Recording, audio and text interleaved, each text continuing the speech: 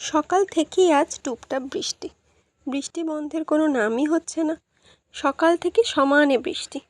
সকালে যখন অফিস যাই তখন তো যা খেয়ে দিয়ে যাওয়ার সেটাই খেয়ে গেছি, তারপরে অফিসে গেছি।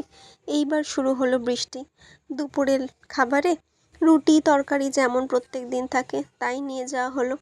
কিন্তু এত বৃষ্টি দেখলে কি খেতে মন চায় বলো তো? ঠিক ধরেছ, খিচুড়ি। সেই হিসেবে মাকে ফোন করলাম, মা রাত্রিরে সবার খিচুড়ি করবে। কিন্তু শুনলাম মায়ের শরীর ভালো নেই, জ্বর আসছে। সেটা শুনে তো আর মনের ইচ্ছা ব্যক্ত করতে পারলাম না।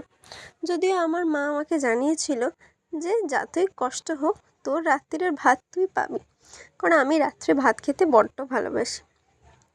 কিন্তু আমি মাকে বললাম, তোমাকে আর বেশি খেটে লাভ নেই, তুমি বরং একটা কাজ করো, রাত্রিকে ভাতে ভাত করে দাও তো। ভাত, একটু ফ্যান, আলু সেদ্ধ আর একটা ডিম সেদ্ধ। যেমন কথা তেমন কাজ। মা বলল ভালোই হলো, আমায় আর খাটতে হলো না, কোনো তরকারিও বানাতে হবে না, কিছুই না। বাড়ি এসে দেখি একদম সেম ভাত, আলু সেদ্ধ, ডিম সেদ্ধ। আবার ভাতের মধ্যে মা একটু ডালও দিয়ে দিয়েছিল। মুগ ডাল দিয়ে খুব ভালো লাগে, খেয়ে দেখো।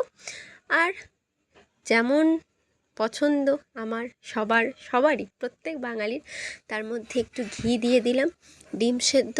আহা, সে যেন অমৃত। শুধু একটা জিনিসেরই অভাব ছিল, সেটা কি বলো তো? একটা কাঁচা লঙ্কার আজকে আমাদের ঘরে খুঁজে পাওয়া গেল না। যাই হোক, অমৃত খেয়ে এখন মনটা খুবই ভালো লাগছে। শুনলাম নিম্নচাপ, এখন বৃষ্টি চলবে, দেখা যাক পরের দিন আবার কি খাওয়া যায়।